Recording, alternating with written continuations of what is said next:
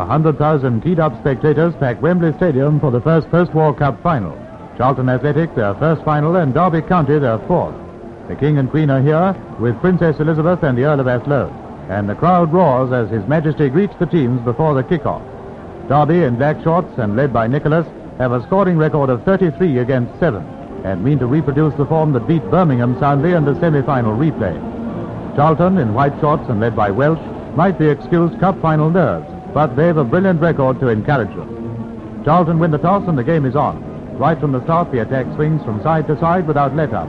But neither Charlton nor Derby seems able to take final advantage of the many scoring openings both are making.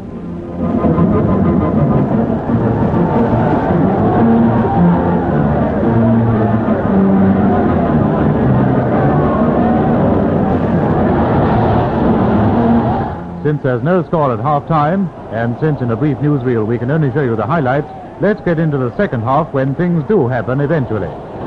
Second half, Charlton's goal often assailed and the scene of countless brilliant saves by Bartram. And the worst of hard luck when Derby are presented by Charlton's Bert Turner with their first goal.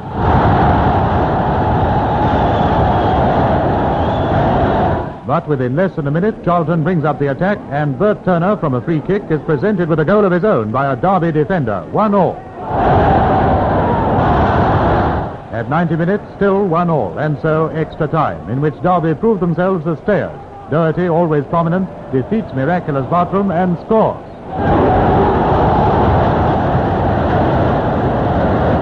Charlton still fighting, but Derby now more finished in attack, and Stamps scores Derby's third. Only a few minutes to go, Charlton's position hopeless, and Stamps does it again.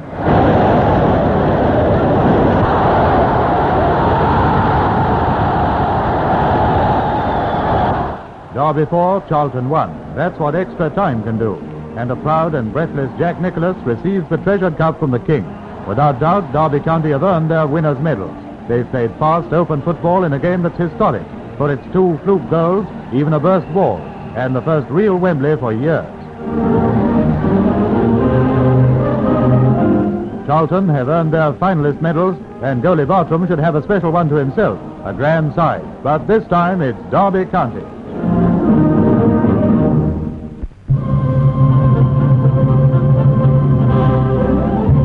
The immortal bard, born, tradition has it, on April the 23rd, 1564.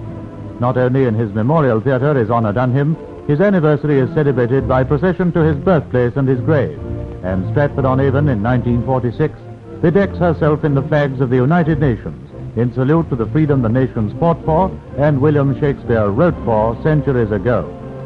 In 1946, the banners of freedom unfurled in Shakespeare's Bridge Street would move to rhapsody the ostler's boy, the odd jobber, the poacher, the actor, the thinker, the lover of mankind.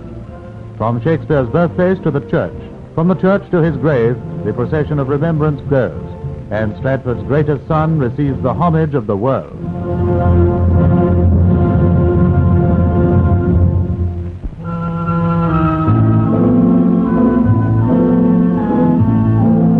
The incomparable mausoleum Taj Mahal, considered by many as the most beautiful building in the world, was seen by the cabinet ministers who formed the British government mission to India. They first visited the mosque, which was the palace of the Shah Jahan, who built the Taj Mahal 300 years ago as the burial place of his favorite wife.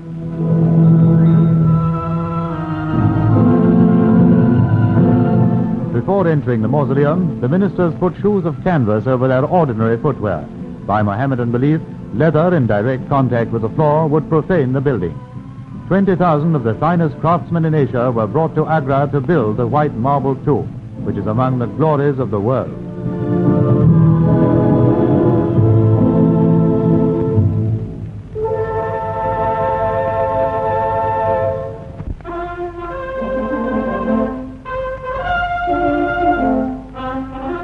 Under Mr. Attlee's chairmanship at number 10 Downing Street, ministers of the home country, colonies and dominions are daily in conference, the first of the kind held since the war ended. Main item on the crowded agenda is defense in the South Pacific and Southeast Asia. The Australian Premier, Mr. Chifley, here between Mr. Nash, New Zealand, and Mr. Attlee, is deeply concerned with that issue. With him was the Australian Minister Resident in Britain, Mr. Peasley. Mr. Bevin left soon afterwards for the Foreign Ministers' meeting in Paris.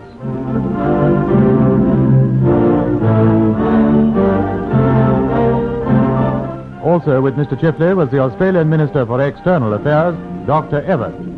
The present conference seeks to put Commonwealth defence on a sound footing.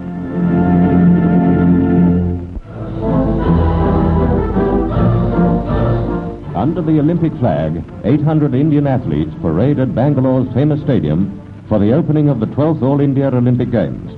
The sportsmen from every Indian state assemble for the contests, and the threat of coming famine seems far away as a record crowd watch the speed spot of the meeting, the 220 yards. Look out for E.L. Phillip from Madras, the boy lying second from the end. He's a great sprinter. Round the bend he takes the lead, and he holds it to breast the tape in record time.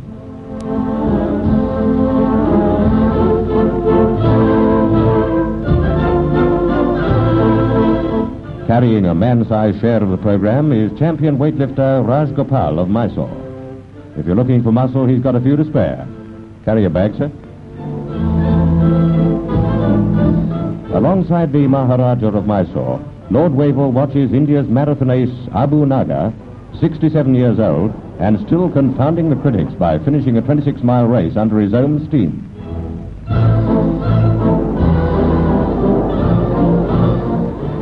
Favorite with the crowd was the pole vault final.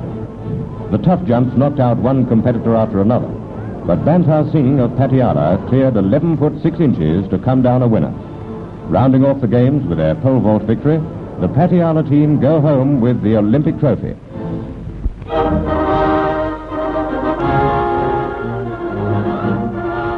In the 17th century Luxembourg Palace in Paris, a building of sumptuous tapestry, gilding and decoration, the big four foreign ministers are meeting to discuss the peace treaties between the United Nations and their enemies. Mr. Molotov, whose insistence at earlier sessions last year that France could concern herself only with the treaty with Italy, has modified his opinion.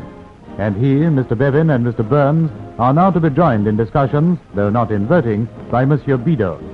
An old deadlock broken, the conference starts with favorable auguries, and the long-awaited peace treaties, without which a settled Europe is impossible, may now be discussed and drafted. There are many obtuse problems facing the foreign ministers: the fate of the Ruhr and Western Germany, upon which France has strong views; the internationalizing of the Danube, Britain's wish, apart from reparations from all enemy countries to the Allies concerned. The first problem is Italy, and the mood is congenial and hopeful. May the Big Four continue to agree.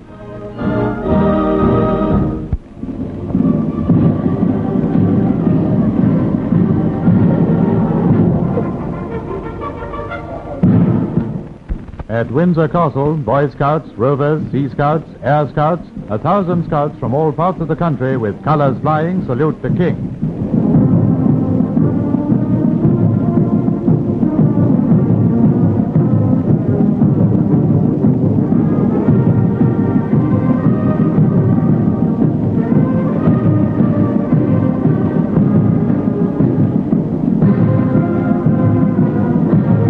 With the King on the dais at the State Entrance Tower are the Queen and the Princesses, here for the first National Scout service since 1939. And to the music of the band of the Grenadier Guards, the parade moves towards the ancient St. George's Chapel.